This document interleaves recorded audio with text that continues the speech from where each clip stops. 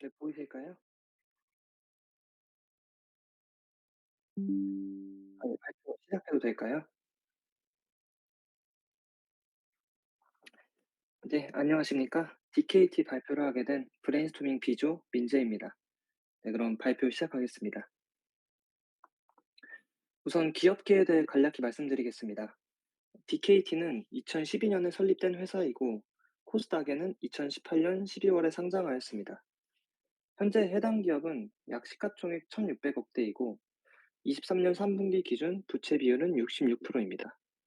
주요 제품으로는 스마트폰 및 스마트워치용 FPCA가 있습니다. 매출 비율로는 스마트폰 및 스마트워치용 FPCA가 제품과 인가공 합쳐 90%가량 되고 밴드형 웨어러블 디바이스용 FPCA가 약 4%됩니다. 상세 매출 비중으로 보면 크게 제품, 상품, 인가공 3개로 나뉘어집니다. 제품의 생산 방식은 원재료를 사와 가공하여 그리고 생산하고 그리고 인가공은 원재료를 전달받아 가공만 진행해 줍니다. 제품 중 스마트폰의 비중은 약 전체의 57%이고 그 다음은 와치로 약 4% 정도입니다. 인가공에서는 스마트폰이 전체에서 약 3, 4%를 차지합니다. 그럼 위에서 언급한 FPCA에 대해 알아보겠습니다. 보통 반도체에서 쓰이는 PCB는 Printed Circuit Board라고 하여서 인쇄회로 기판이라고 불립니다.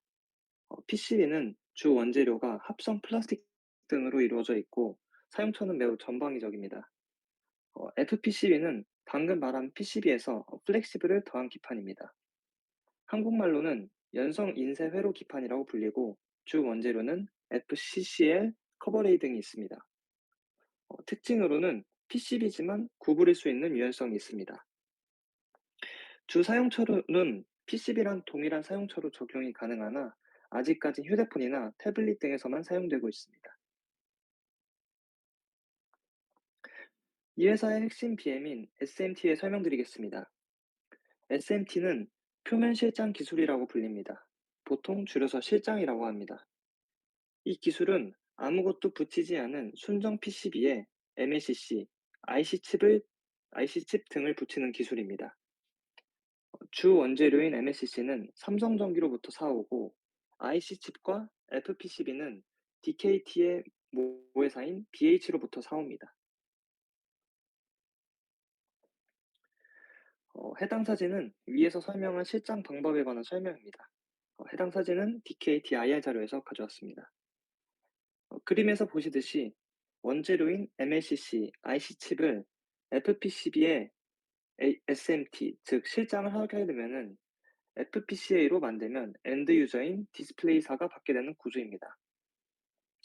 여기서 FPCA는 쉽게 말하자면 순정 PCB에 이것저것 붙인 최종 상태라고 생각하시면 됩니다. 밑에 사진에서도 보시듯이 BH와 DKT는 서로 협력하여서 안정적인 원재료 공급과 효율성을 올리고 있습니다. 해당 그림은 DKT가 실장하는 부품들의 종류입니다. 현재는 크게 스마트폰에 들어가는 Y옥타, TSP, 메인 디스플레이, FPCB와 그리고 스마트워치에 들어가는 FPCB에 실장을 하고 있습니다. 여기서 Y옥타는 중요한 개념이니 기억해 두시면 좋습니다. Y옥타는 삼성 디스플레이가 개발한 터치 스크린 패널 기술 중 한 종류로서 플렉서블 OLED의 매우 중요한 기술입니다. 터치스크린 패널을 없애고 봉지층 위에 터치 전극을 올리는 형태로 만드는 기술로 특징이라면은 제품을 얇게 만들 수 있습니다. 해당 기술은 삼성의 폴더블 폰에 적용되고 있고 기술을 사용하려면 필연적으로 FPCB가 필요합니다. 그리고 그 필요한 FPCB는 모회사인 BH에서 납품을 해주고 자회사인 DKT가 실장을 해줍니다. 주 사업부인 SMT 사업부를 조금 더 알아보면 해당 사업은 칩 마운터 등 고가의 장비 투자 선행이 필요로 합니다. 주로 스마트폰에 들어가는 FPCA는 일체형 OLED에 사용됩니다. 현재 DKT는 삼성폰에 사용되는 실장 점유율로는 1위이고 점점 더 점유율을 올려나가고 있습니다. 주요 고객사로는 삼성 디스플레이 베트남이 매출의 약 57%를 담당하고 S맥 베트남이 약 33%로 구성되어 있습니다. 참고로 S맥은 스마트폰 터치스크린 패널 전문 업체입니다. 재무를 간단히 보시겠습니다. DKT는 주로 다른 상장사들과는 다르게 3분기에 연중 최대 매출액이 나옵니다. 3분기에 제일 잘 나오는 이유는 해당 분기에 삼성전자의 폴더블 등 고부가가치 제품이 출시되는 시기라고 판단하고 있습니다. 매출액은 스마트폰 업황이 꺾이면서 22년 3분기부터 우하향했습니다. 하지만 최근 3분기에 매출액이 꺾였지만 OPM이 최대치에 근접하게 나왔습니다.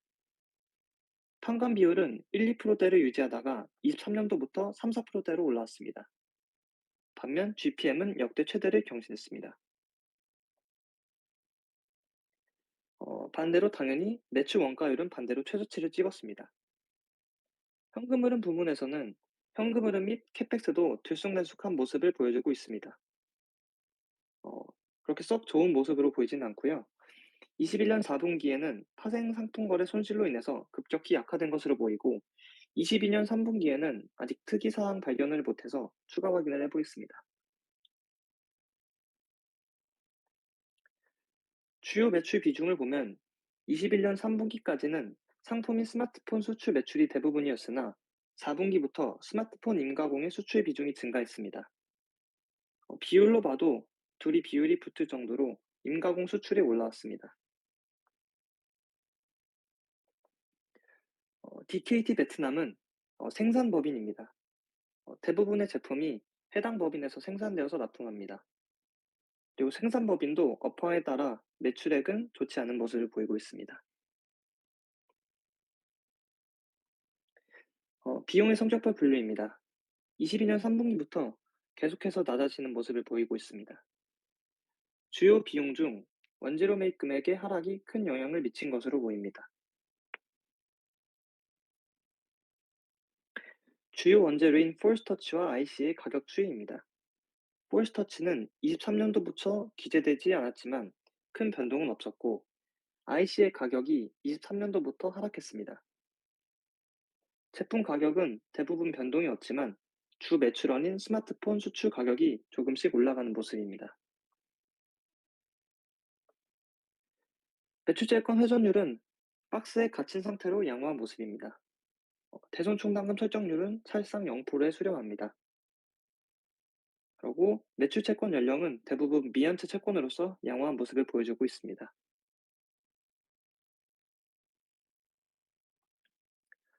판관비는 지속적으로 올라가는 모습을 보여주고 있습니다. 그리고 그 올라가는 거에 큰 몫을 한 거는 경상연구개발비가 큰 몫을 한 것으로 보이고 있습니다. 투자 포인트를 정리해 보겠습니다. 첫 번째 투자 포인트는 폴더블 폰 경쟁의 수혜라는 점입니다. 우선 폴더블 폰 시장은 올해 예상 컨센서스보다는 미달했지만 전년 대비 50% 성장한 고성장 시장입니다. 컨센서스로는 내년도 50% 성장을 전망하고 있었습니다. 중앙 하단에 있는 기사를 보면은 최근 중국 현지 업체들의 폴더블 폰 판매량 호조로 인해서 삼성의 마켓쉐어가 조금씩 줄어드는 상황입니다. 이 상황에서 삼성은 내년에 400에서 $500 정도의 보급형 폴더블 폰을 계획하여 MS를 다시 가져오려는 시도를 준비 중입니다. 폴더블 폰은 주로 고객들이 높은 가격으로 접근이 어려웠는데 보급형 폴더블 폰이 나오면 이는 DKT Q의 확장으로 이어질 개연성이 보입니다. 두 번째 투자 포인트는 OLED 사이클이 온다는 점입니다. 최근 OLED 업황은 메이저 디스플레이사들의 경쟁적인 투자로 인해서 업황이 돌려고 하고 있습니다. OLED 제품군은 핸드폰에서 태블릿, 그리고 노트북으로 점점 화면이 대면적화되고 있습니다.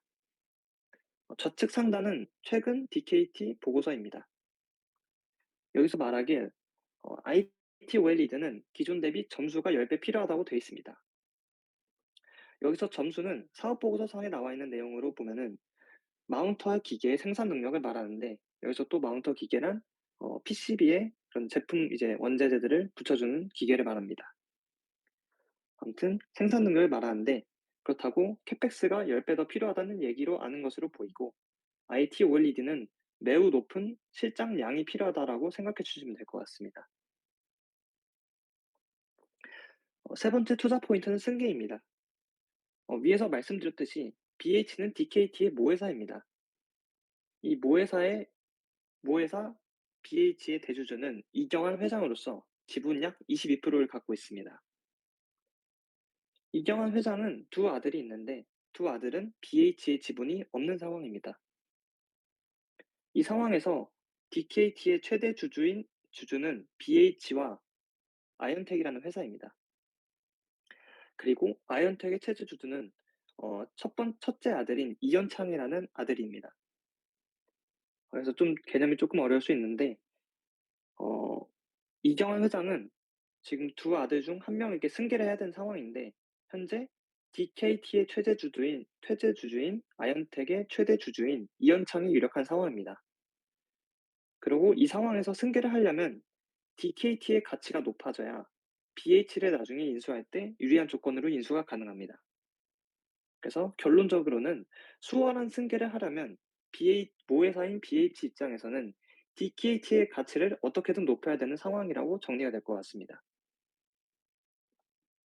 해당 부분은 저의 추측이 좀 들어간 부분이 있으니 조금 감안해서 들어주시면 될 것 같습니다. 마지막으로는 신사업입니다. 2022년 3월 모회사인 BH가 56%, DKT가 44%를 출자해서 BHEVS라는 회사를 설립했습니다. 이때 LG전자는 사업부를 정리하여서 메인 비즈니스에 집중하려 차량용 스마트폰 무선 충전 사업 부분을 매물로 내놓았고, 그것을 BHEVS가 인수하였습니다.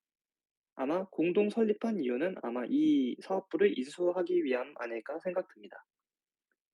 한 기사에 따르면 해당 사업부는 2027년까지 연간 2,700억 규모가량의 물량 수주를 예상했습니다. 무선 충전 모듈은 제작 시에 PCB와 실장, 그리고 코일 형태로 제작이 이루어집니다. 이 과정에서 DKT는 실장과 모듈화 작업을 진행하기로 했습니다. 그래서 이 작업을 진행하면서 이 작업이 신규 매출로 내년부터 연간 최소 100억 이상의 매출액이 애드업되는 걸로 예상됩니다. 그리고 해당 사업부는 올해 2,800억 매출, 마이너스 130억 영업이익으로 아직 적자이나 내년부터 턴어라운드를 기대하고 있습니다. 정리하자면 해당 사업부로 해당 사업부로 어, 본 사업부의 2,800억 매출, 그러고 새로 이 사업부가 생겨나면서 거기서 따오는 일감, 이렇게 두 가지 매출액이 신규로 발생한다고 보시면 될 것 같습니다. 그리고 최근 10월 달에 갑자기 ESS 및 신규 고객사 대응의 목적으로 증설 공시가 나왔습니다. 자기 자본 대비 약 16% 되는 공시였고요. 해당 공시 투자 예정 지역을 보면은 베트남과 북미 지역이라고 되어 있는 것으로 추정해 봤을 때, 북미 전기차 충전소에 필요한 충전기 및 그리고 ESS 모듈 조립에 필요한 증설로 보입니다. 그리고 당연히 충전기 및 ESS의 실장 면적은 스마트폰이나 태블릿보다 훨씬 크고 많을 것으로 예상됩니다. 결론입니다. 1. DKT의 밸류는 현재 역사적 저점에 도달. 2. 폴더블과 OLED 업사이클을 업고 재도약 중. 3. 승계 이슈로 올라가야만 하는 가치. 4. 신사업으로 리밸류를 노린다.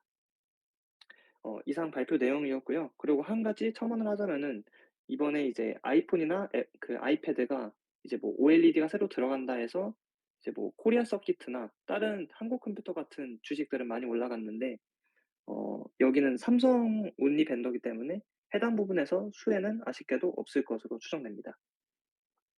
마지막으로 기업 매력도로 마무리하겠습니다.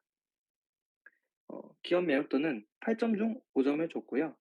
주가는 현재 역사상 최저점에 와 있고, PBR 밴드상으로 말씀드린 겁니다. 그리고 24년도에 업황이 업턴과 그리고 신사업으로 매출액과 영업이익이 급증할 수 있습니다.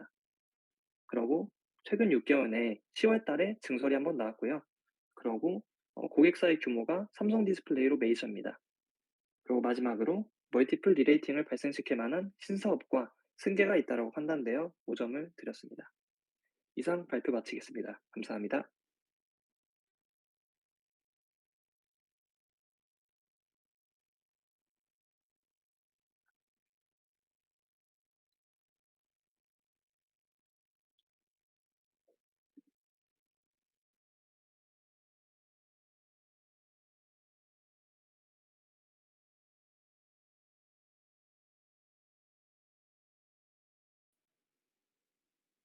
음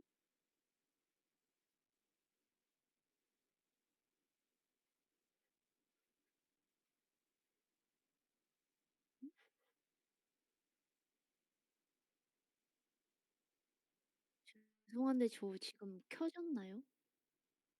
안 켜졌나? 아.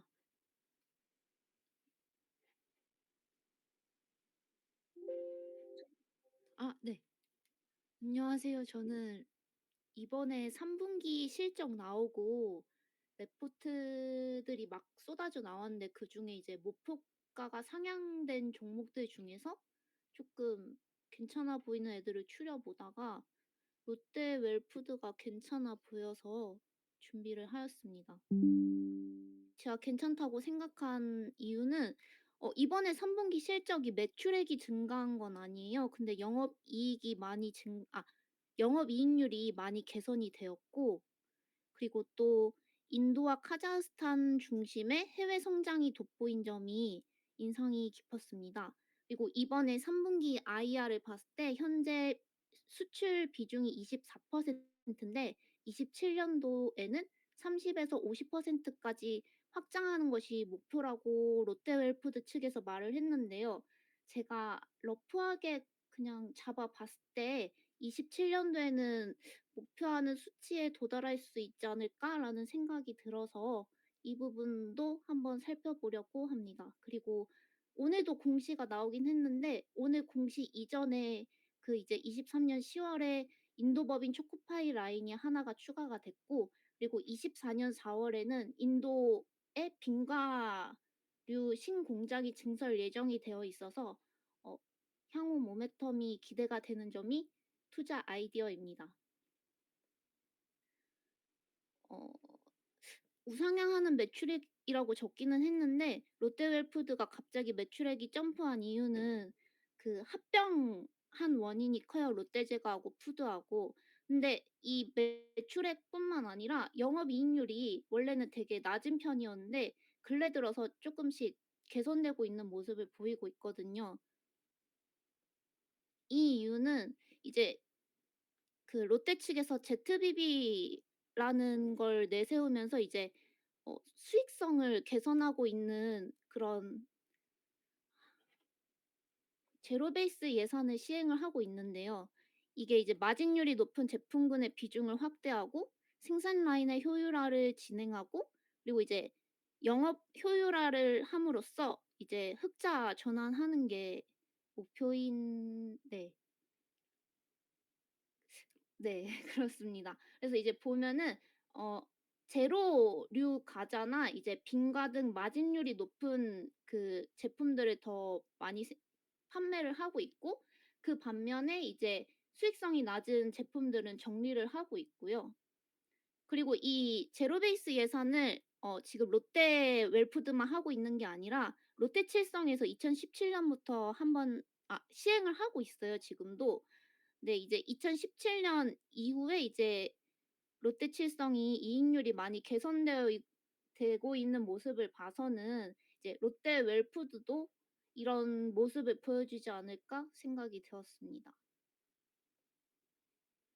고 지금 롯데웰푸드가 해외 비중이 높은 편은 아니에요. 왜냐면 농심이나 이런 애들을 봤을 때는 70% 가까이도 나오는데 이제 롯데웰푸드는 아직은 24% 지만 향후 이 30에서 50% 까지 확장하는 게 목표고, 이에 맞춰서 지금 인도 쪽에 이미 가동률이 100%가 넘어서 신규로 초코파이 라인을 추가하고 있고, 그리고 내년에는 이제 향후 5 년간 700억 원을 투자해서 이 빙가 시설을 2 배까지 증가를 할 예정이라고 해요.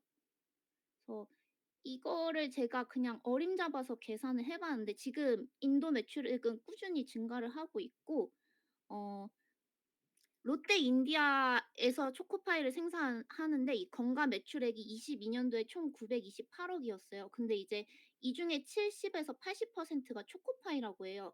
그러면 이 대략 한 700억 정도로 추정이 되는데 이 라인이 하나가 추가가 되면은 생산 능력이 1.5 배가 증가한다고 해요. 그래서 이제 러프하게 잡아 봤을 때 이제 350억 가량의 초코파이 매출이 추가가 될 거고 물론 이 라인이 더 추가가 된다면은 생산 능력이 더 커질 거라고 생각이 되지만 일단은 확정이 된 게 하나니까 350억을 잡았고요.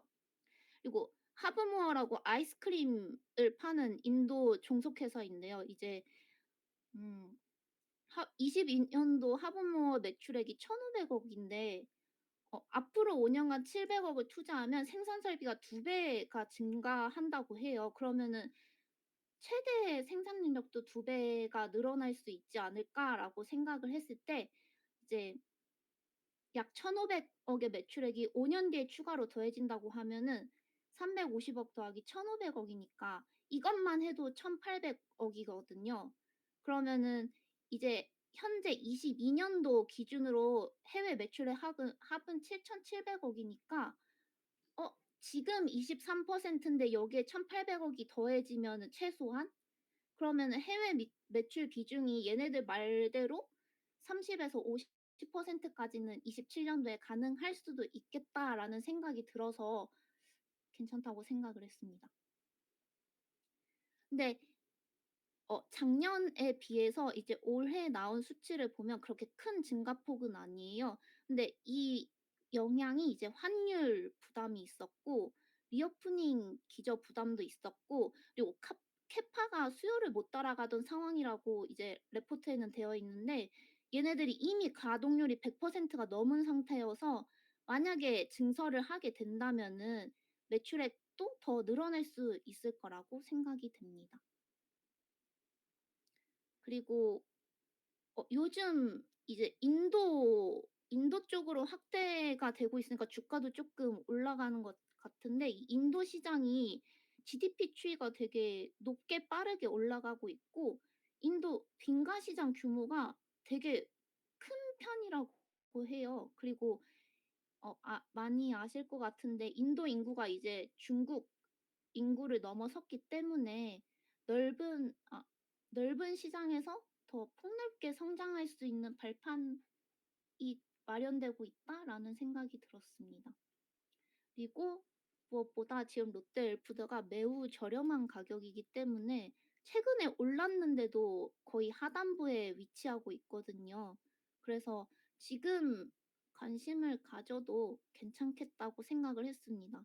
그리고 최근에 나온 레포트에서 이제 현금성 자산이 5,733억 원을 보유하고 있다고 했는데 오늘 공시가 떴더라고요. 2,200억 들여서 천안에 빙가 공장을 만들었다고 떴는데 이게 제가 늦게 확인을 해서 전화를 못 해 봤는데 빙그레는 이제 그 국내에서 그 아이스크림을 만들어서 해외로 보내는 걸로 알고 있어요. 근데 롯데는 제가 알고 있기로는 국내에서 만드는 게 아니라 해외 거점에서 수출을 하는 건데 이 천안 빙가 공장이 국내를 겨냥을 한 것인지 해외를 겨냥을 한 것인지 확인을 하게 되면 추후에 공유를 하도록 하겠습니다.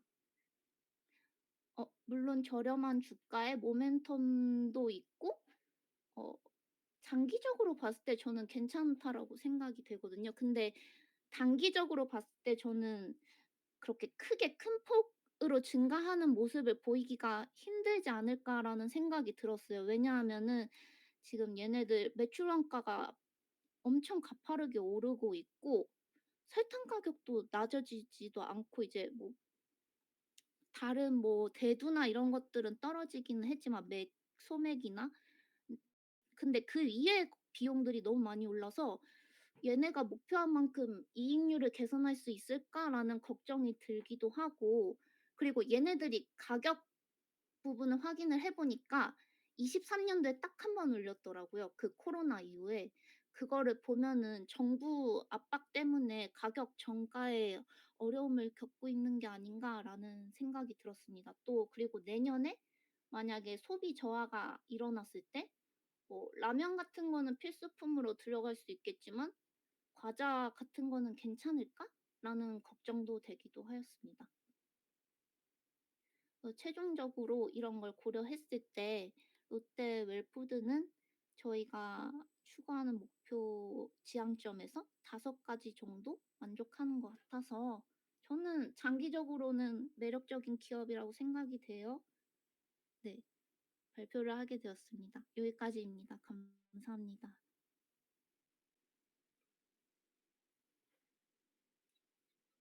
네.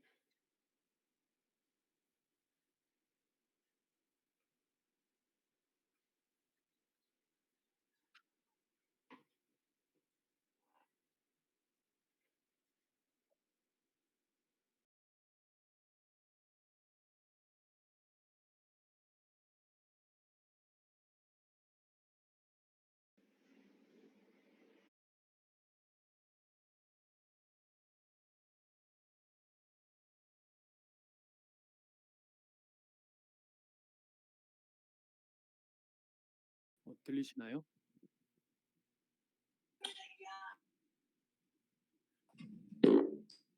전자 발표드리겠습니다. 우선 아비코전자에 앞서서 이제 아비코전자의 간략 설명드리고 투자 아이디어 설명드리고 회사 설명을 좀 드릴 거고요.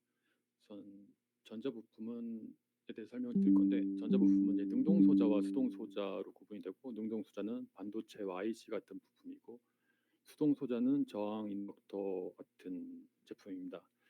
이 수동소자는 에너지 발생이나 공급을 하지 않고 능동소자인 직접 회로에 부속되는 기능을 수행하는 부품이고, 아비코 전자는 이런 이제 수동 소자 중 저항과 인덕터를 주요 제품으로 하는 회사입니다.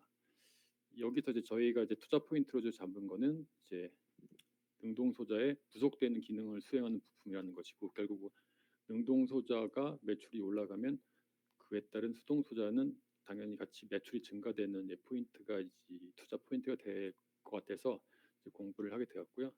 이제 관련된 게 이제 DDR5 시장과 많이 관련돼 있어서 이제 DDR5 시장 본격화에 따른 24년도 매출 증가가 기대되는 게 투자 아이디어입니다. 이제 DDR5에는 이제 메탈 파워 인덕터라는 신규 수동 소자가 적용이 되는데요. DDR5에는 이제 마더보드의 PMIC가 실장이 되었으나 이제 DDR5에서는 이제 메모리 모듈에 직접 PMIC가 실장이 됩니다. 이유는 이제 DDR5는 전력 효율 관리가 중요하여 별도의 이제 PMIC를 적용을 좀 해야 되고, 그러다 보니까 관련된 수동 소자가 이제 같이 적용이 좀 돼야 되는 거고요. 그러다 보니까 DDR5가 이제 판매가 증가되면 PMIC 그리고 더 나아가 이제 아피코 전자의 수동 소자의 매출이 이제 증가가 될 것으로 이제 시장에서 많이 기대를 하고 있고요. 그러다 보니까 이제 24년 4분기에 DDR5 메탈 파워 인덕터 이제 아비코 전자의 매출이 시작되었다라고 지금 얘기를 하고 있고요. 그러다 보니 24년도 매출이 좀 기대가 좀 되는 상황입니다. 아비코 전자는 이제 메탈 파워 인덕터가 삼성전자 DDR5에 인증이 좀 완료된 상태고, 그다음에 증평 신공정 증설 완료를 지금 23년 2Q에 좀 했는데, 이제 이후에 이제 기대가 틀리게 이제 업황이 둔화가 되고 이제 삼성전자의 DDR5 매출이 증가가 나오지 않으면서 이제 메탈 파워 인덕터에 DDR5 관련 매출이 발생이 좀 되지 않고 있었고요. 이유는 이제 삼성전자가 인텔 서버형 CPU DDR5 시장 진입이 늦어지면서 이제 DDR5 점유율이 하이닉스보다 좀 낮아지는 상황이 되었고, 거기다가 이제 삼성전자의 메탈 파워 인덕터 공급사가 초기에는 삼성전기와 아비크 전자 두 개사였는데 이제 대만 신택으로 알려졌는데 세계사로 증가가 되면서 아비크 전자 메탈 파워 인덕터 적용 시기가 좀 늦어지면서 이런 상황이 발생했는데, 네, 삼성전자에서 최근에 이제 본격적으로 DDR5 증산을 좀 하겠다라고 본격적으로 얘기를 하고 있고, 때마침 아비크 전자 IR에서도 이제 4분기부터 매출이 이제 나오기 시작했다라고 좀 얘기를 좀 하고 있습니다. 그러다 보니까 이제 4분기부터 이제 본격적으로 삼성형 메탈 파워 인덕터가 생산 진행이 되면은 24년 2Q에는 증설된 이제 증평 공장 캐파까지 이제 매출에 기여할 것으로 예상을 좀 하고 있고요. 그러다 보면 이제 기존의 캐파가 300만 개인데 이제 증평공장 증설까지 합치면 이제 토탈 600만 개가 이제 생산이 돼서 24년도에는 매출이 좀 많이 증가가 되지 않을까 기대를 좀 하고 있습니다. 다시 요약하면 이제 삼성전자 DDR5 증선하고 이제 인텔 새로운 서버 CPU인 이제 에메랄드 래피드 출시 등 24년도에는 이제 DDR5 전환이 이제 본격화돼서 아피크 전자 이제 매출이 증가가 있을 거라 예상이 돼서 이걸 투자 아이디어 좀 뽑았습니다. 우선 사업 내용에 대해서 간략하게 좀 설명을 드리면 아피크 전 앞에서 얘기 드린 수동 소자는 사업을 하고 있고요. 그와 이제 종속 회사인 아비코테크에서 이제 PCB 사업을 좀 영위하고 있습니다. 연역을 간단하게 설명드리면 이제 2000년도에 한일 합작으로 이제 법인을 설립한 다음에 2001년도에 이제 전자로 이제 상호 변경을 하였고 2018년에 이제 아피코테크 PCB 사업을 인수하면서 이제 사업을 좀 확장을 좀 하고 있습니다. 주 종속 회사는 아비코테크 아까 얘기된 아비코테크하고 이제 베트남에서 제조를 하고 있는 아비코 전자 비나가 좀 있습니다. 주요 주주는 이제 행진개발이 지분율 21%를 가지고 있고 행진개발은 현재 대표이사가 지분을 25%를 소유한 사업 회사입니다. 사업 부문별 매출은 이제 수동소자 부분이 이제 41%를 매출 차지하고 있고 PCB 부분이 55%를 차지하고 있고요. 22년도 기준으로는 이익 부단에서는 수동소자 부분이 더 높습니다. 네. 주요 제품하고 사업 부분 현황을 좀 설명을 드리겠습니다. 주요 부문은 이제 앞서 얘기드린 수동소자 부분과 PCB 부분이 있습니다. 수동소자 부분에 대해서 설명을 다시 한번 드리면은 아까 얘기 드린 것처럼 이제 직접 회로에 부속되어 기능을 수행하는 부품을 하는 회사고요. 근데 이제 그 전자기기의 필수적인 부품이죠, 수동소자는. 근데 그에 따라서 이제 그러다 보니까 전방 산업에 영향을 좀 많이 받는 이제 부문이 될 것 같고요. 동사는 이런 수동소자 중에서 이제 저항하고 인덕터를 주요 제품을 하고 있고 이제 최근 주력 상품은 이제 시그널 인덕터하고 파워 인덕터, 칩 저항기가 있습니다. 우선 그 중에서 이제 시그널 인덕터에 대해서 좀 설명을 좀 드리면은 시그널 인덕터는 이제 RF 무선 통신 회로의 주파수나 공진 특성을 이용한 여러 회로에 적용이 되고 이제 스마트폰의 RF나 리시버, 스피커, NFCB에 적용이 되고 있고요. 기존에 무라타 같은 해외사에서 제작을 하던 거를 이제 국산화에 성공을 해서 시장에 진입을 했고 이제 베트남 법인을 통해서 원가 경쟁력을 확보해서 이제 MS를 좀 확대를 하고 있습니다. 시그널 인덕터 같은 경우는 이제 최근에 전자기기가 이제 디지털 다기능 고주파화가 되면서 이제 노이즈가 많이 생기는데 이런 노이즈를 제거하기 위한 부품의 수요가 증가가 되고 있어서 이걸 좀 수혜를 받고 있고 추가적으로 이제 삼성페이 같은 NFC의 이제 사용이 좀 증가되면서 중저가 모델이 확대되는데 이렇게 시장이 확대된 성장을 이제 시그널 인덕터가 이제 수혜를 좀 받고 있는 상황입니다.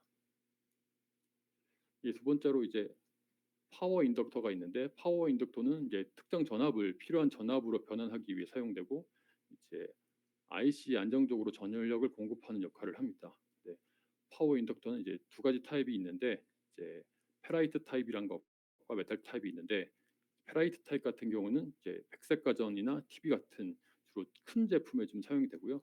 이제 보시는 것처럼 사이즈가 좀 있고 이제 메탈 타입은 이제 기존 파워 인덕터와 다르게 이제 이 가운데 코일을 그 코어가 없이 코일만 감아서 사용을 하기 때문에 좀 사이즈가 좀 작아서 좀 사이즈 작은 초소형화에 이제 특화된 이제 파워 인덕터라고 보시면 되고 최근에 이제 소형화되다 보니까 수요가 좀 증가되고 있는 추세입니다. 이 메탈 파워 인덕터가 아까 얘기 들어있던 이제 DDR5에 적용된다는 이제 메탈 파워 인덕터고요.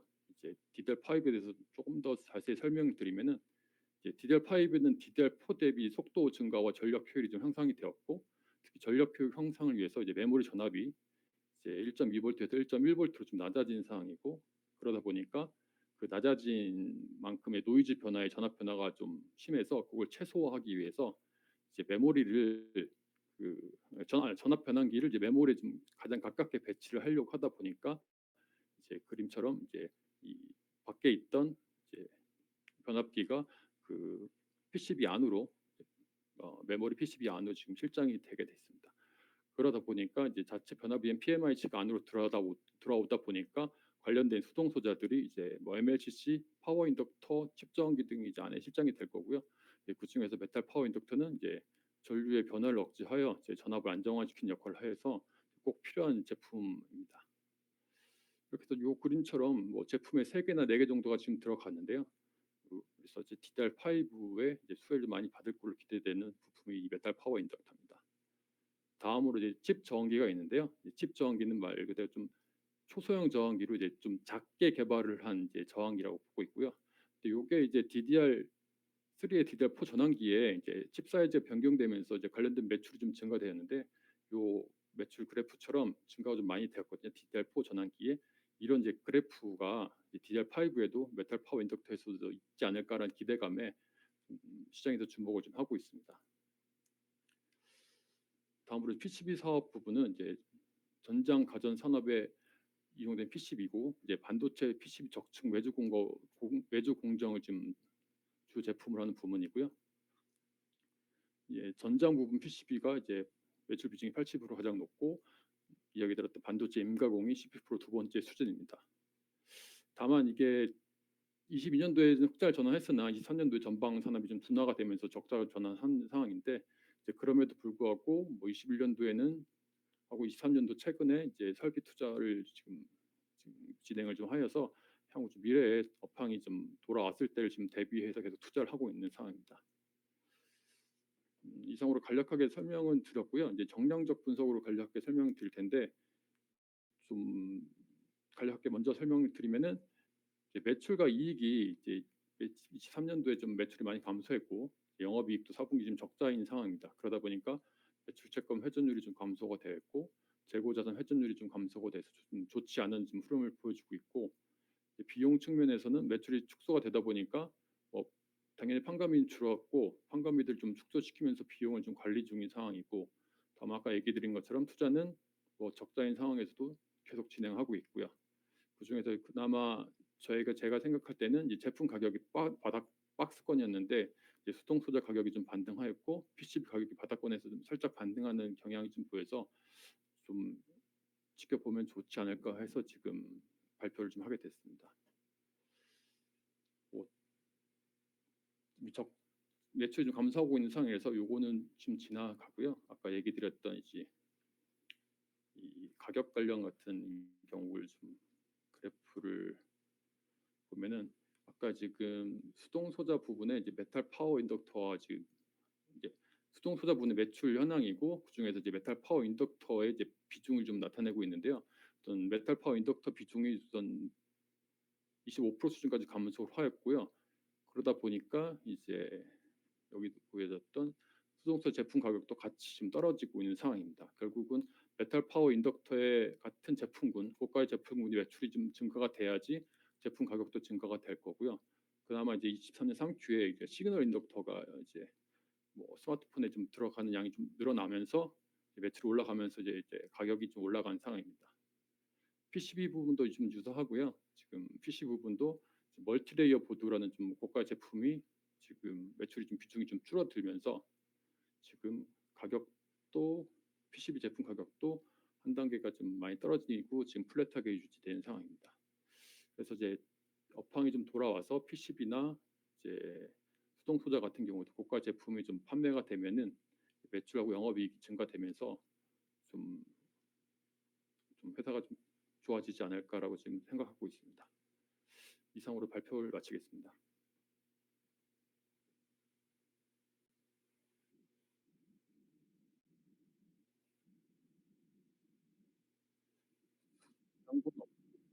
선수금이 나와 있긴 한데 매출금 대비 선수금 비중이 좀 작아서 선수금을 조금 애매해서 발표를 좀 못 드렸고요. 블로그에 내용은 넣어놨는데 최근에 선수금이 좀 올라가긴 했는데 이게 지금 IR 담당자도 내용을 정확하게 몰라서 어떤 상황인지는 좀 파악은 안 되고 있습니다.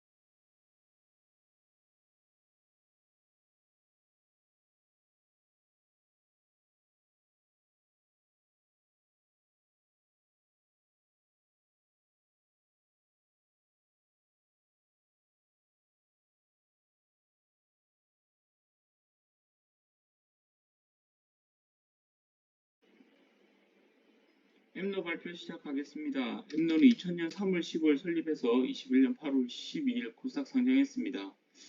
SCM 분야 솔루션 제공하는 업체고요. 최근 주가는 삼성 SDS 차에서 편입으로 상당히 연초 기준 많이 올랐습니다.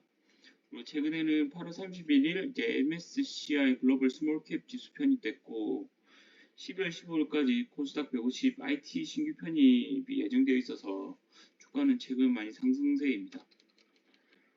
지배주주 영향 보시면 삼성 SDS가 30.39%로 최고 많은 비율을 차지하고 있습니다. 투자 아이디어는 AI 기반 공부방 관리 소프트웨어 국내 1위 점유율 기업입니다. 삼성 SDS 종속회사 편입에 따른 실적이 확대될 거라고 생각이 들고요. 현재 삼성 SDS가 이제 글로벌 업체인 온라인 솔루션주하고 통합 공급망 관리 SCM 분야 개발 추진 중입니다. 이로 인해서 그 엠노도 같이 매출이 늘어날 거라는 생각이 듭니다. 러시아 우크라이나 전쟁 이후 글로벌 공급망의 중요성이 재부각되어서 디지털 구매 전환 수요가 증가하고 있다는 게 또 하나의 투자 아이디어입니다.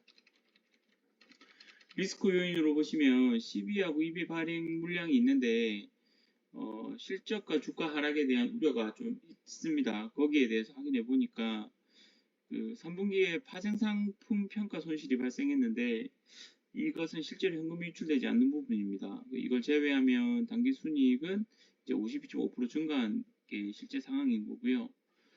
실제 CB하고 EB 전환되는 물량 중에서 2.3%는 이제 삼성 SDS에서 모두 가져가기로 했습니다. 그러니까 기존 주식수 대비 5.7%인데 그 중에 2.3%는 SDS 가져가니까 실제 물량이 풀릴 때 주가 하락은 그리 크지 않을 거라는 게 이제 제 개인적 생각입니다. 엠노에 대해 말씀드리겠습니다. 엠노는 SCM 중 SRM 분야입니다. 먼저 SCM을 말씀드리면 물품의 수요 계획, 재고 관리 생산 계획뿐만 아니라 구매 계약, 물류까지 모두 통합 관리하는 거고요. 이 전체를 SCM으로 보면 생산 조달 계획, 구매, 생산, 물류, 고객까지 이제 이루는 모든 걸 다 SCM이라고 합니다. 그 중에 이 세 가지 SCP, SRM, SC 세 가지 부분으로 나뉘는데 요 앞 중간에 이제 물품 구매 쪽을 SRM, 이 부분을 엠노가 담당하고 있다고 보시면 되겠습니다. SCP는 수요 계획, 재고 관리, 그리고 SC는 이제 공급망 관리 그렇게 로 보시면 되겠습니다. 그 SCM 분야 중에서 SRM 부분이 이제 실제 시장 규모는 가장 많이 커질 거라고 생각을 하고 있고요. 수요 예측이 되고 있고 그 중에서 미국이 가장 시장이 크다고 보시면 되겠습니다. 그래서 현재 미국으로 진출하고 있는 그 엠노에게는 좀 더 큰 장점을 가지고 있다고 생각이 듭니다. 하는 일은 보시면 시스템 구축 컨설팅하고 소프트웨어 라이센스 기술 지원 이 부분이 전체 약 2% 정도 차지하고 있고 클라우드 사용료가 80% 정도 매출이 나오고 있습니다. 이 밑에 비즈니스 모델을 보시면 이 공급망 관리와 이제 AI 기반 디지털 혁신 프로덕트입니다. 그러니까 이런 물품을 제공을 하는데 이런 물품을 제공하는 방식에 있어서 온프로미스 방식과 클라우드 방식 두 가지로 나뉘게 됩니다. 온프로미스 방식은 그 어떤 기업이 요구하는 특정한 모양에 맞게 커스터마이징 해주는 방식이고 이것을 구축해주고 유지보수해주고 그러면서 이제 나온 라이센스 비용들을 수익 모델로 잡히는 거고요. 현재 엠노에서는 이 부분이 90%로 이제 대부분을 차지하고 있습니다. 클라우드 SaaS 방식은 그 정형화된 표준 서비스를 제공을 하고 이 서비스 제공을 이제 당사에서 가지고 있는 클라우드에 접속함으로 해서 이제 사용료를 받는 방식인데 월 사용료로 지금 가지게 되고 현재는 이제 국내는 8% 정도에 대한 매출을 가져가고 있다고 보시면 되겠습니다. 아랫부분은 각 공급망 관리 소프트웨어, AR 소프트웨어에 대한 각각의 설명이고요. 그 다음에 이제 AI 소프트웨어에 대한 대표사입니다. 대표 고객사들은 현재 최근에 이제 S5일도 있었고 대기업들도 많이 포진되어 있습니다. 그리고 공급망 관리 클라우드 서비스는 19년도에 출시했다가 이제 코로나 촉발로 인해서 매출이 많이 늘어난 상태고요. 21년 이제 애니사인이라는 모델을 출시해서 지속적으로 이제 입출 확장 중에 있습니다. 그 고객사 확보 내용 보시면 23년 3분기까지 온프로미스는 326개, 이제 클라우드 커스터머는 이제 152개, AI 커스터머는 44개로 현재 전체적으로 계속해서 증가하고 있다고 보시면 되겠습니다. 그래서 매출도 꾸준히 증가하고 있는 이제 이유가 된다고 보시면 됩니다. 앱노에 대해서 기술 설명이 조금 더 이해가 필요하신 부분은 해당 동영상을 보시면 이해가 조금 쉬우실 거라서 같이 올려놨습니다. 그 매출을 촉발시킬 수 있는 온라인 솔루션 시스템 구축 내용은 좀 중요해서 별도로 정리를 했습니다. 이제 온라인 솔루션주에 대해서 구축은 이렇게 아래쪽 그림을 보시면서 설명을 하면 조금 쉽습니다. 이제 온라인 솔루션이 싱글 플랫폼을 하나 만들게 됩니다. 이 전체적인 플랫폼은 온라인 솔루션즈에서 가져가고 그중 SCP 이제 수요 예측 재고 관리 부분은 온라인에서 만들게 되고 앱노는 SRM 부분, 삼성 SDS에서 SC 공급망 관리한 부분을 만들어서 이 전체적 플랫폼 안에 이제 플러그인 방식으로 들어간다고 보시면 되겠습니다. 그러니까 개발은 각계로 하고 있고 나중에 여기서 맞춰서 이제 제품이 팔려 나간다고 보시면 되고요. 제공 방식은 클라우드 SSA 방식입니다. 아까 이제 온라인 솔루션즈에서는 8%의 매출을 차지하고 있는 건데 해외 매출은 클라우드 SAS 방식으로 이제 제공될 거라고 보시면 되고요. 이 플랫폼은 내년 1분기쯤에 출시가 완료될 것으로 생각이 됩니다. 그래서 해외 매출은 이제 빠르면 2, 3분기에 계약하고 매출이 발생될 건데 통상적으로 계약 후에 2, 3개월 정도로 매출이 인식되고 있기 때문에 빠르면 3분기, 늦으면 4분기쯤에는 뭐 조금씩 인식이 될 거라고 생각이 들고요. 해외 진출에 있어서 온라인 솔루션즈의 고객이 자기들이 현재 확보하고 있는 고객을 대상으로 프리마케팅을 진행 중이어서 그 부분에 대한 매출을 우선적으로 좀 기대하고 있다고 이제 얘기를 들었습니다. 그 해외 영업 관련해서는 온라인하고 삼성 SDS에서 하고 있기 때문에 별도 비용은 들지는 않지만 설치 인력이 좀 별도로 투입될 거라서 여기에 대한 부분에 인력 충원이 좀 필요한 상황이라서 거기에 대한 비용은 따로 더 추가가 될 거라고 합니다. 가격 정책 같은 경우는 이제 플러그인 방식이라서 그러니까 이 플러그인 방식 중에서도 어떤 옵션을 선택하느냐는 고객사의 이제 결정에 따라서 바뀌기 때문에 매출 발생 그리고 이제 이 어떻게 될지는 이제 아무도 모를 수는 없다고 합니다. 하지만 이제 미국이 국내보다 사용용 단가나 소프트웨어 가격 자체가 절대적으로 높기 때문에 마진율은 높을 거라고 하고요. 여기에 대해서 주담하고 통화해봤더니 클라우드 SAS 제품 월 사용료가 마진율 대략 60% 정도 된다고 합니다. 그러니까 일단 구축해 놓으면 뭐 이제 월별로 이제 사용료가 나가기 때문에 마진율이 굉장히 높다고 보시면 됐고요. 현재 SAP 국내에서 많이 전사석 자원 관리를 하고 있는 SAP 같은 경우는 온프레미스 서비스를 27년에 이제 끝낸다고 합니다. 그래서 모두 클라우드 서비스로 전향하는데 이게 이제 해외 시장의 추세이기 때문에 현재 이렇게 SaaS 방식으로 추진을 하고 있다라고 얘기를 들었고요. 이제 클라우드 서비스에 데이터를 접속하기 때문에 이제 데이터 센터를 어디를 사용하는지 물어봤더니 해외는 온라인 솔루션즈가 이제 제공을 할 거고 국내는 이제 자체 현재 8%를 쓰고 있는 거는 아마존에서 사용하고 있다라고 이제 얘기를 드렸습니다. 그 온라인 솔루션즈에 대해서 간단히 말씀드리면 23년 기준으로 3천억 정도 매출이 발생했고 그 전년 대비 이제 51% 정도 증가했다고 합니다. 그리고 이제 아까 말씀드린 SCP 부분을 그 온라인에서 이제 만들게 되는데 이제 SAP와 이제 오라클에 보다 SCP 부분은 상당히 많은 높은 평가를 받고 있다고 합니다. 그래서 기존에 온라인 SCP를 쓰고 싶지만 전체적 시스템을 못 가져갔던 기업들은 이번에 그 시스템을 구축하면서 SCP와 함께 전체 시스템을 구성하게 되고 이제 고로 이제 SRM을 이제 만들고 있는 앱노에게는 이제 연계 매출이 가능하다. 이제 그렇게 생각하시면 되겠습니다. 온라인 솔루션즈의 고객사도 그 구글, 뭐 소니 같은 굴지의 대기업들을 이제 상대하고 있기 때문에 뭐 꾸준한 매출을 좀 기대해 보겠습니다. 그리고 이제 구매 조달 프로큐머 이제 소비 소프트웨어 시장에 대해서 말씀드리겠습니다. 요거 이제 경쟁사 때문에 준비한 거고요. 이제 국내에는 경쟁사가 일단 없다고 합니다. 그래서 해외 경쟁사 쿠파라고 있는데 이제 간접 구매 방식이고 쿠파는 이제 동선 직접 구매 방식이라서 좀 차이는 있다고 합니다. 그래서 이제 이것 부분이 있어서 좀 차이는 있지만 굳이 경쟁사로 뽑자면 이런 회사들이 있어서 해놨다고 하고요. 이제 클라우드 이제 프로큐머 소프트웨어 시장 점유율 대략 2위 정도 차지하고 있는 기업입니다. 2020년에 상장했다가 지금 이제 사모펀드가 인수해서 비상장사로 전환된 회사라고 하고요. 그 매출액 추이를 보시면 쿠파 매출액이 점진적으로 사용하는 걸 볼 수 있습니다. 그래서 리비아에서 비용 절감 사례가 있어서 지속적으로 매출이 증가하고 영업 비용도 이제 증가하는 방식이다. 하고 있다라고 해서 이제 경영사로 들었다고 합니다. 그 정량적 분석을 말씀드리면 21년 8월에 상장했기 때문에 이제 분기별 분석은 이제 2에서 3년 정도가 최대입니다. 그래서 보시면 최근 들어서 영업이익률 매출은 최고를 유지하고 있고 영업이익률은 7% 후반대를 유지하고 있습니다. 이제 계절적 요인은 발생하고 있지 않지만 1, 2분기보다는 3, 4분기가 좀 많이 매출이 발생하고 있어서 4분기에도 매출이 뭐 좀 더 늘어난다고 보면 전년 대비 확연히 높은 수준을 유지할 것으로 보이고요.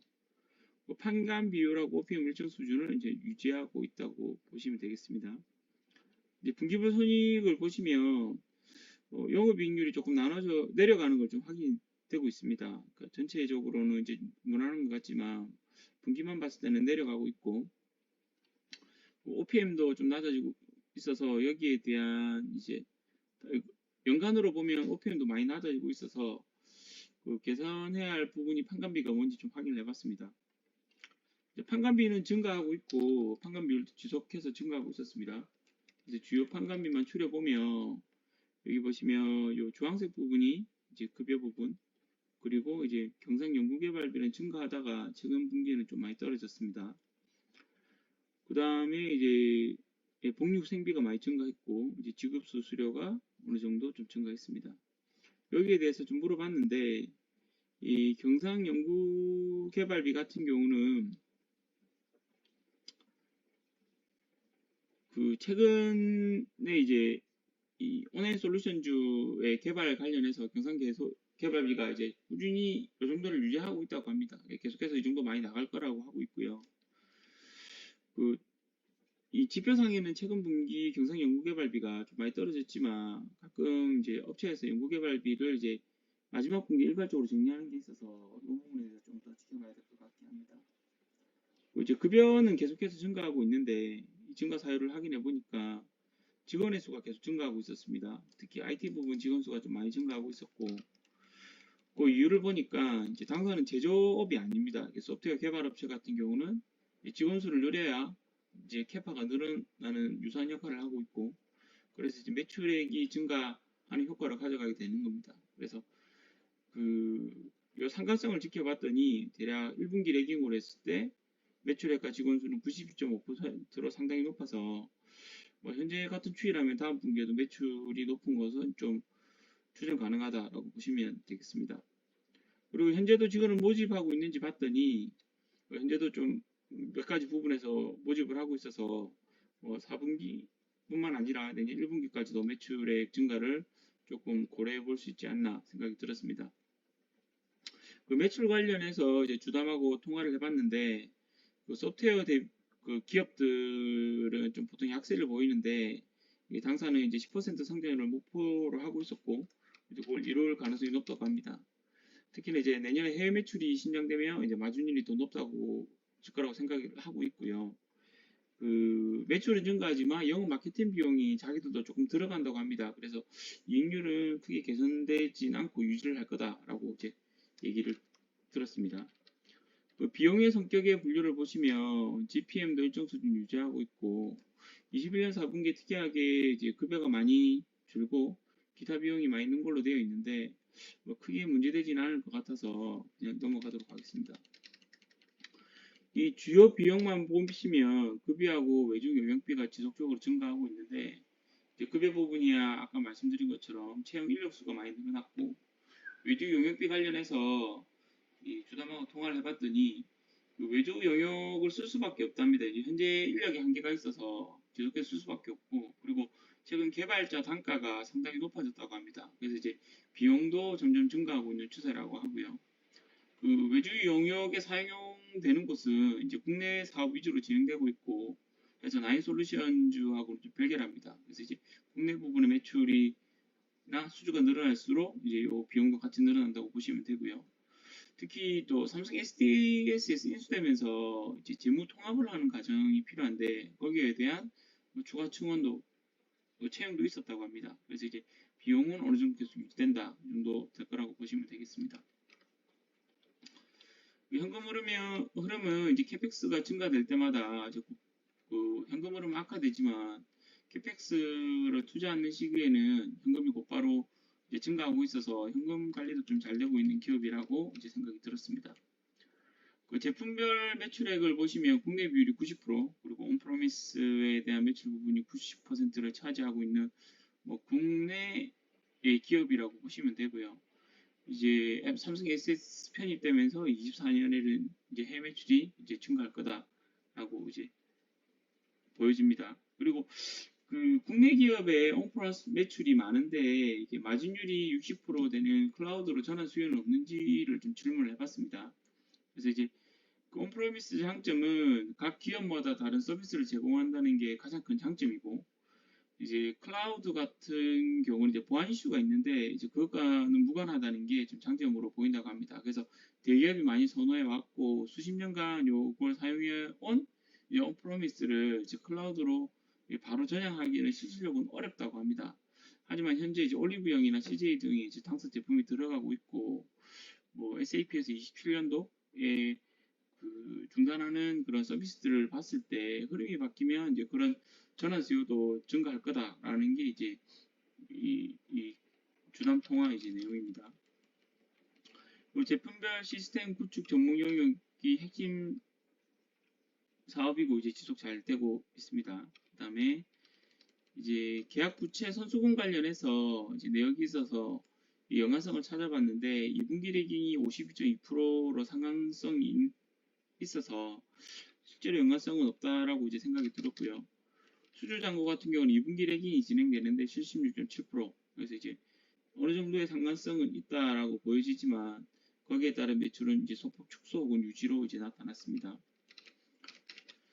사채 발행 현황입니다. 아까 리스크로 말씀드렸던 사채 발행 현황을 좀 정리해봤고요. 이제 전환 사채하고 신주 인수권부 사채가 있는데 이제 청구 기간은 24년도 6월부터 26년 5월이고 전환 사채 같은 경우는 삼성 SDS 전략 획득하기로 했습니다. 그리고 이제 비율적으로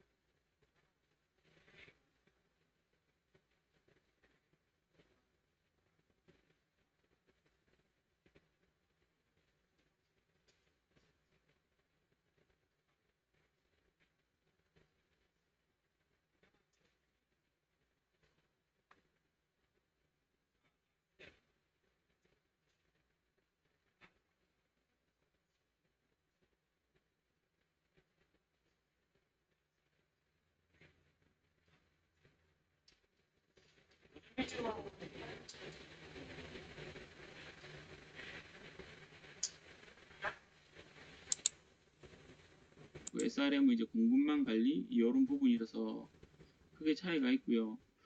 그 도전 비즈원 같은 경우는 이제 재무 중심에 정형화된 이제 IFRS 방식에 대한 재무 관리 프로그램을 쓸 수 있어서 클라우드 전환이 굉장히 쉽다고 합니다. 그래서 이제 동사 클라우드도 도전 비즈원이 그런 장점을 가지고 있는데 이 쉬운 만큼 그 대기업에서 가진 SAP 오라클을 사용하고 있는 대기업이 많기 때문에 시장 침투는 어렵고 중견 중소기업을 타겟으로 객단가를 높이는 방식으로 추진하고 있다고 하니까 이제 도전 비즈원에 관심 있는 분들은 좀 보시면 좋을 것 같습니다. 결론적으로 말씀드리면 국내 SRM 시장 점유율 1위의 기업이 기술력을 인정받아서 삼성 SDS 편입됐고 그로 인해서 이제 해외 매출이 이제 기대된다고 생각이 들고요.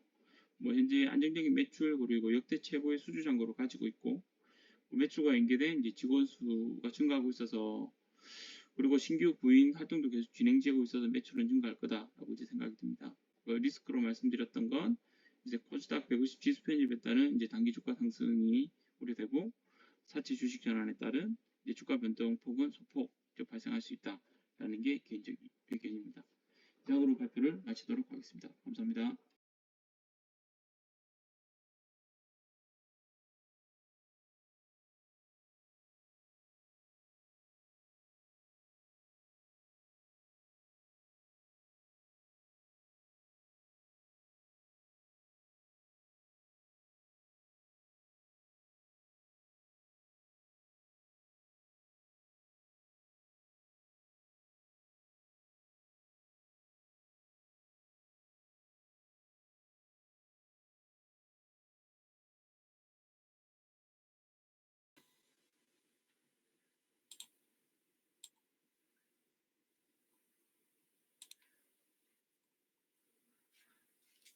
네, 안녕하세요. 폰다입니다. 혹시 목소리 잘 들리시나요?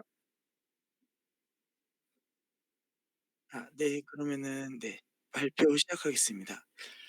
네, 오늘 제가 준비한 종목은요, 네, 심택이라는 회사고요. 앞에 보시다시피 PCB 기판을 제조하는 업체입니다. 네, 먼저 비즈니스 모델에 대해서 설명을 드리자면은 일단 그 디램 등의 메모리 칩을 확장시켜주는 이 모듈 PCB 쪽과 그 각종 반도체 칩을 조립할 때 사용되는 패키지 이 서브스트레이트 기판 쪽이 지금 주요 품목입니다. 일단 그 기존의 메모리 모듈 PCB 위주의 사업에서 이제 FCSP, MCP, SIP 모듈, BOC 등 향후 성장성 높은 이 패키지 서브스트레이트 분야로 고객 확보 및 매출 확대를 지금 추진하고 있는 중입니다. 보시다시피 지금 요 모듈 PCB 쪽이 네, 약 한 25% 정도, 그리고 지금 요 기판 그 패키지 쪽이 지금 약 한 74% 정도 네, 비중을 차지하고 있고요. 이 그림으로 보시면은 좀 이해가 편하실 텐데요. 이 메인보드가 이 모듈 PCB고요. 위에 이제 이 반도체를 실제로 실장하는 이 반도체 패키지 기판이 이 패키지 쪽이라고 보시면 될 것 같습니다. 주요 매출처로는 이제 보시다시피 삼성전자가 약 한 34%, 하이닉스가 23%, 그리고 마이크론이 한 17%, 그리고 기타 한 26% 정도가 되고 있습니다. 이거를 통해서 확인할 수 있는 사항은 그 매출의 대부분이 이제 지금 메모리 반도체에 편중되어 있다라고 보시면 될 것 같습니다. 이제 기판 제작 공법의 구분에 대해서 설명을 드리겠는데요. 먼저 이 MSAP 공법이 약 한 70%, 그리고 이 HDI가 22%, 그리고 이제 텐팅이라고 하는 공법이 약 8% 정도 사용하고 있습니다. 쉽게 말씀드리면은 이제 MSAP 공법이 이제 좀 더 이제 고단의 기술이라고 생각하시면 될 것 같고요. 앞으로 지금 동사에서도 이 MSAP 쪽으로 지금 비중을 늘리고 있는 추세라고 보시면 될 것 같습니다.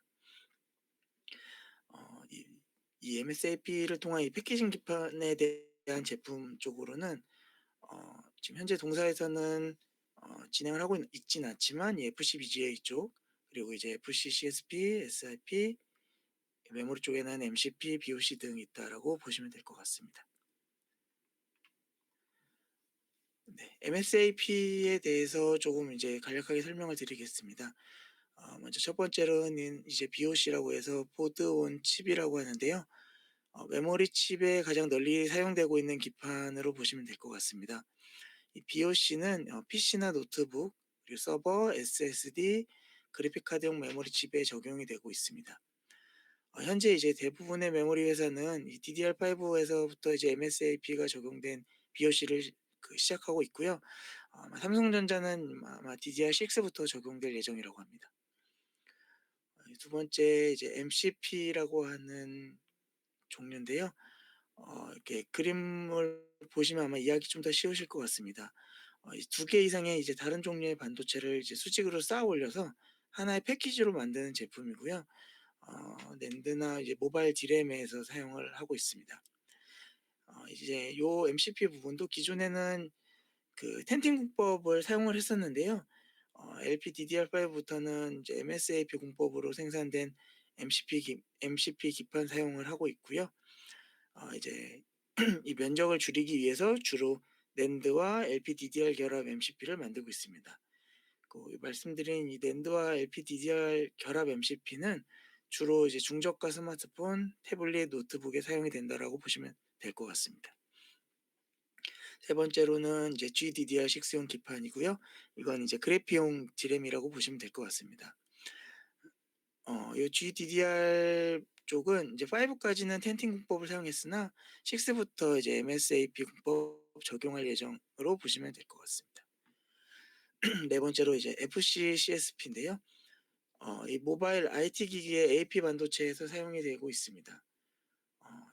요 부분은 이제 솔더볼을 사용하여 와이어보다 좀 정기적 신호의 이동 경로가 짧고 IO 단자를 많이 만들 수가 있는 장점이 있습니다.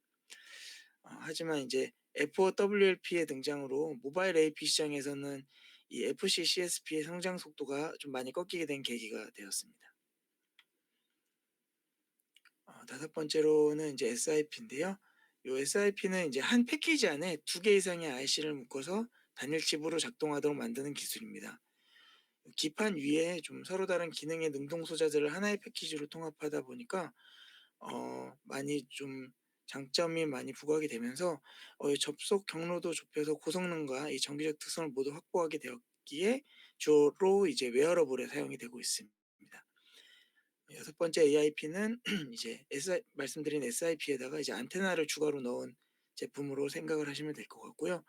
이 제품은 이제 5G 스마트폰 출시로 이제 다양하고 방대한 데이터를 좀 즉각적으로 정성할 수 있는 밀리미터파 대역을 활용해야 하는데 이 대역을 지원하는 역할을 수행하는 것이 목적이라고 보시면 될 것 같습니다.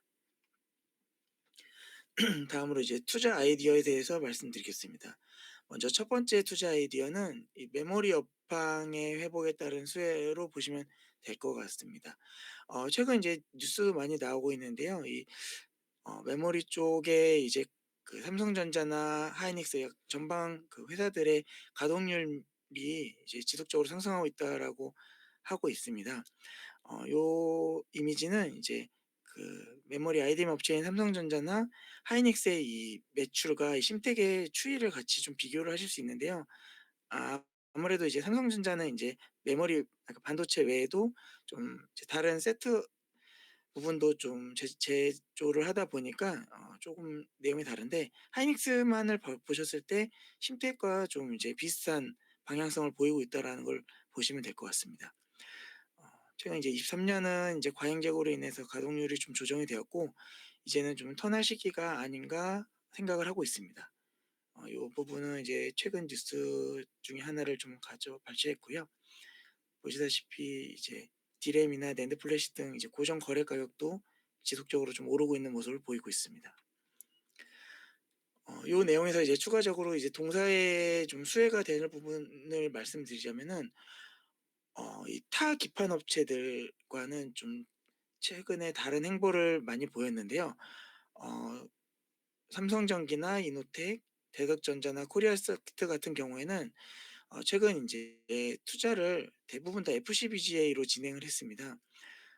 근데 이제 동사는 그 FCBGA 쪽 투자를 하기보다는 이 최근 자본의 30%를 이제 구국 공장에 투자해서 이제 준공이 되었고요. 요 부분을 통해 MSAP 기판 생산 능력을 약 15% 증가시켜서 이제 뭐 RFSIP나 AIP, FCCSP 등 이제 하이엔드 기판 생산에 조금 더 중점을 두었습니다.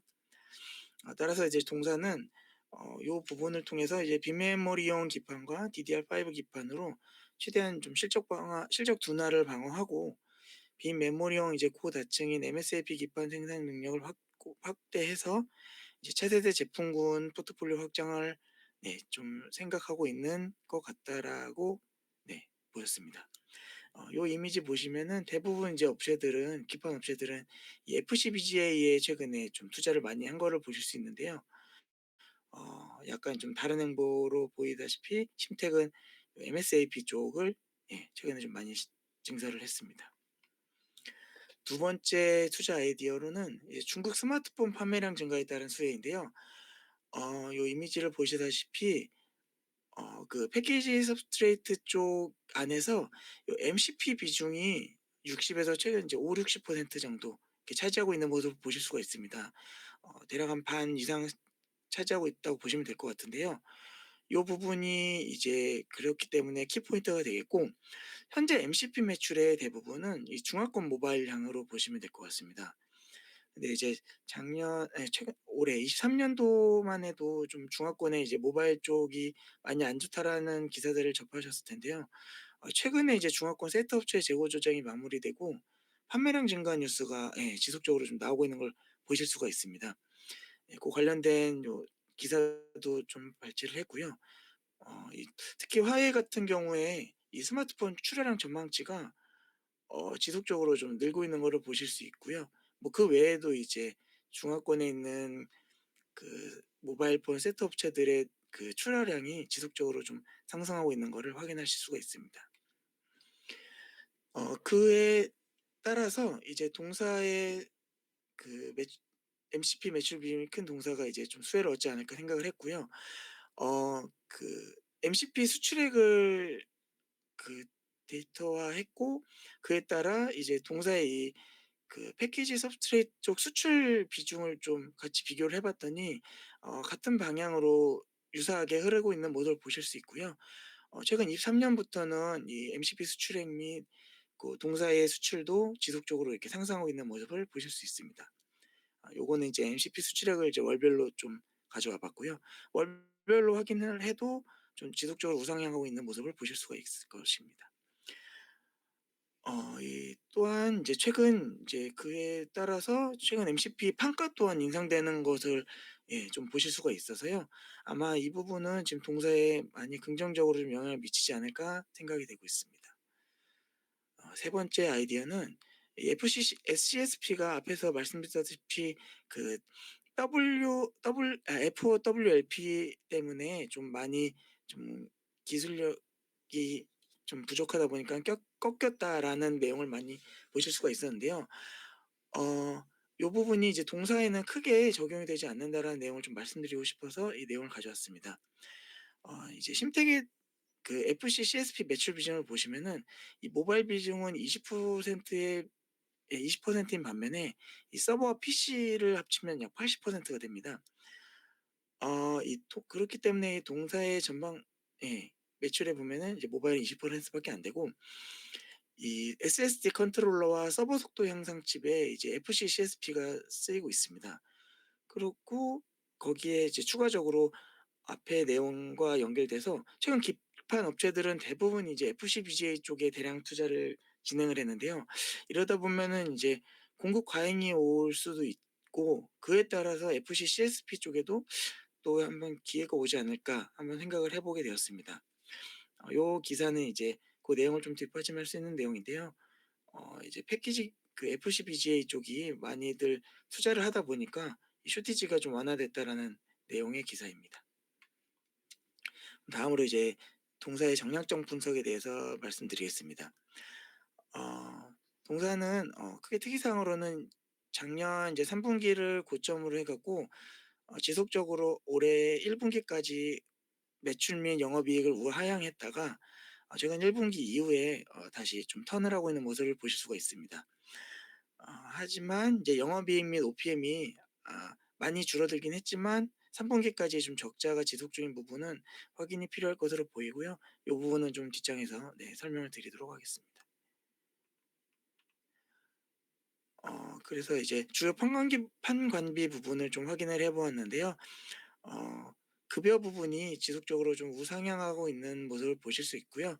이 부분이 이제 판관비에서도 가장 큰 비중을 차지하고 있는 걸 보일 수 있습니다. 그래서 이 판관 비율이 좀 상승을 한 모습을 확인을 했더니 이 그 패키지 서브스트레이트 쪽의 가동률과 좀 이 반대되는 모습을 확인하실 수가 있는데요. 최근에 이제 전방 산업에서 좀 전방 산업이 안 좋다 보니까 그 동사의 가동률이 많이 좀 하락을 했습니다. 그러다 보니까 이 급여 등 주요 판관비가 상대적으로 높아지는 그 비중을 볼 수 있었고, 그에 따라 이제 판관 비율이 높아지는 그 형태를 보실 수가 있으셨습니다. 그렇기 때문에 이 부분은 이제 향후 전방 산업이 좀 좋아지면 이제 동사의 가동률도 높아진다면 이 지금 영업이익이 마이너스가 됐던 부분은 많이 개선이 될 거라고 판단이 되었습니다. 이제 제품 가격은 지속적으로 우상향하는 모습을 보실 수가 있고요. 이 원재료 가격의 상승을 이제 제품가에 네, 제품가에 반영을 하고 있는 모습을 보실 수가 있습니다. 네. 이 패키지 쪽 요 수출과 내수 총합과 GPM 또한 유의미한 관계를 보실 수 있고요. 네. 지금 이쪽은 이제 그 패키지 쪽 이제 가동률이 많이 그 하락된 부분과 이 생산 능력 및 생산 실적도 좀 많이 하락을 된 모습을 보실 수 있고요. 이 부분은 앞에서도 말씀드렸다시피 전방 산업 수요 감소에 따른 이제 가동률이 좀 줄은 걸로 확인이 되었고요. 그 여파로 지금 1, 2분기에 단기 차입금이 좀 많이 늘어갔고 요 부분의 그 영향으로 인해서 이제 FCF 쪽이 크게 좀 마이너스 쪽이 나온 걸로 확인이 되었습니다. 근데 이제 3분기 통해서는 이제 OCF도 양전을 했고 FCF도 이제 거의 이제 제로 쪽에 다 왔다라고 보기 때문에 이 부분은 이제 향후 가동률만 좀 더 늘어난다면 크게 양호해지지 않을까라고 생각하고 있습니다. 이제 동사의 매출액과 수주 잔고 이제 1분기 래깅한 그 데이터를 좀 합해 봤는데요. 보시다시피 약간 코릴레이션 상태로 한 87% 정도 약간 유의미한 상관성을 확인하실 수가 있습니다. 그렇기 때문에 향후 매출액을 좀 예측을 하기 위해서는 요 수주 잔고가 좀 많이 올라와 줘야 된다고 생각을 하고 있고요. 이 부분을 그래서 지속적으로 좀 팔로우업을 할 예정입니다. 네. 보시다시피 매출 채권 및 대손 충당금은 뭐 크게 문제가 없어 보이고요. 어 대부분 이제 6월 이하의 매출 채권 잔액이고 이 부분도 크게 문제는 없다라고 보입니다. 앞서 말씀드렸다시피 현재 증설을 MSAP 위주로 하다 보니까 MSAP가 지금 차지하는 비중을 계속적으로 늘어나고 있고 요 MSAP가 고부가 가치이기 때문에 요 MSAP의 비중이 지속적으로 상승하면서 가동률이 증가한다면 향후 동사의 매출에 큰 이익을 기여할 수 있을 거라 생각하고 있고요. 고객사 비중 역시도 뭐 삼성전자와 하이닉스의 비중이 뭐 크게 빠지는 것 없이 유지되고 있는 것으로 보아서 결국 동사는 이제 메모리 하이 베타 기업으로 메모리 비중이 큰 고객사들의 실적 개선이 중요한 포인트라고 생각하고 있습니다. 리스크에 대해서 간략하게 말씀을 드리자면은 동사 이제 주요 팩터는 가동률과 수주 잔고인데요. 그렇기 때문에 메모리 반도체 업황이 예상과 달리 좀 뭐 불황이 지속된다라면은 아무래도 전방 산업의 불황으로 인해서 동사 또한 크게 어렵지 않을까 생각을 하고 있는데 요 부분은 이제 그랬기 때문에 좀 지속적으로 좀 같이 확인을 해 봐야 될 거라고 생각합니다. 그리고 두 번째로 이제 FCCSP 쪽도 그 FOLWP 때문에 모바일에서 매출이 크게 꺾인 것처럼 이 메모리 반도체 쪽에도 넘어올 수 있지 않을까 하는 우려가 있습니다. 지금 내용을 적어 놓진 않았지만 아마 애플에서는 FOWLP로 메모리 반도체를 제작을 하고 있는 걸로 알고는 있는데 어 이제 이 기술은 대부분 이제 플래시부터 이루어질 것으로 예상을 하고 있고요. 그렇기 때문에 동사의 타깃이 이제 중저가 중화권 스마트폰은 크게 영향을 미치지는 않을 것으로 당분간은 판단이 되고 있습니다. 그리고 마지막으로 이제 기업을 선택하게 된 내용에 대해서 좀 말씀드리겠는데요. 주가는 현재 뭐 고점 대비해서 약 한 35% 정도 낙폭을 해 있고 그다음에 매출액 및 영업이익은 이제 적자에서 이제 흑자로 전환할 수 있는 기대는 안고 있다라고 보입니다. 어 최근 이게 6개월 내에 신규 시설을 증설한 건 아니지만 21년 22월 지속적으로 증설했기 때문에 이 부분은 그렇게 보시면 될 것 같고요. 이 PCB 쪽이 뭐 독보적인 이 동사만 독보적인 기술력을 갖고 있다라고 생각하지 않기 때문에 이렇게 좀 표시를 했고 어 보시다시피 이제 동사에는 대부분 이제 수출 위주로 진행이 되고 있기 때문에 향후 메모리 반도체 쪽에 이제 업황이 좋아지면은 큐 확장이 가능하지 않을까 생각하고 있습니다. 이 부분은 앞에서 말씀드렸다시피 대부분의 그 고객사들은 이제 메이저 고객사들이고요. 지금 이제 수주 잔고는 확연히 증가를 하지 않았기 때문에 이제 증가하는 모습을 좀 확인해 봐야 될 것 같습니다. 네. 요거는 네, 멀티플 리레이팅 가능하지 않을까 생각해서 이렇게 진행했고요. 네, 이상으로 네, 지금 저 심택의 발표를 마치도록 하겠습니다. 네, 감사합니다.